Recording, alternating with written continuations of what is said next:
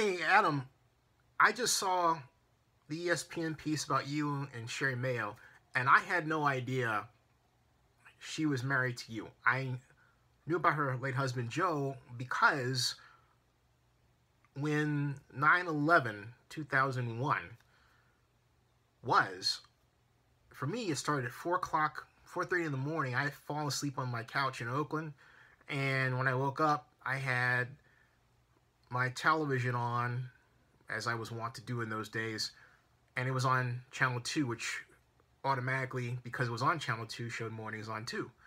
But I wasn't prepared for what I saw.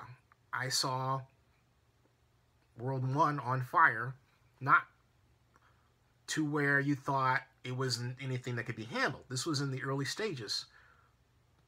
And as time went on, of course, we know what happened.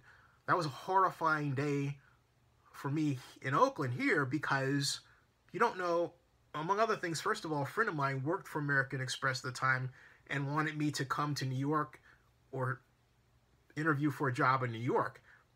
And I was mulling over the idea, and that's where I would have worked, actually. So I called him in New York.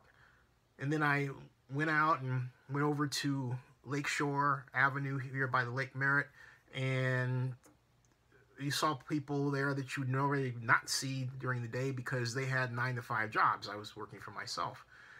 And that was just the wildest, weirdest day. And people who passed away, including Mr. Mayo, Cameron Fitzgerald, including just the firm name, were quite literally and are quite literally engraved in our brains as a part of American culture. But I had zero idea that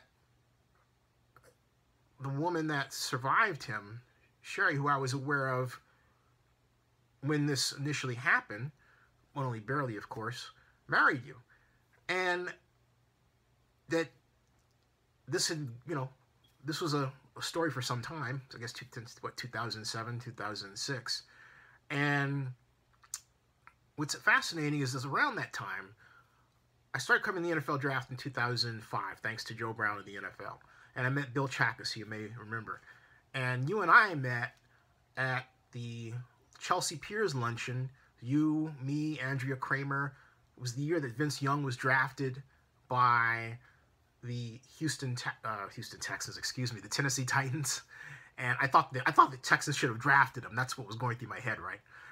And we were all at this round table, and we all talked. And what I like about you now and what I liked about you then is you treated me like I belong. You were not of the "what are you doing here" approach. You were like a person I had known for some time, talking about information about different players, about news, just stuff in general, That moment was nice. And of course, we've ran into each other a bunch of times, including at this year's Super Bowl when I was teasing you for not, doing the what was it? The card stunt that involved you putting this card over your face. So everybody has this thing over your face. I have that on video right here. And there's you. And I'm teasing you about it. That was hilarious. My point here is that you've always been nice. And so it comes as no surprise to me that she's married to you. Both of you are lucky people.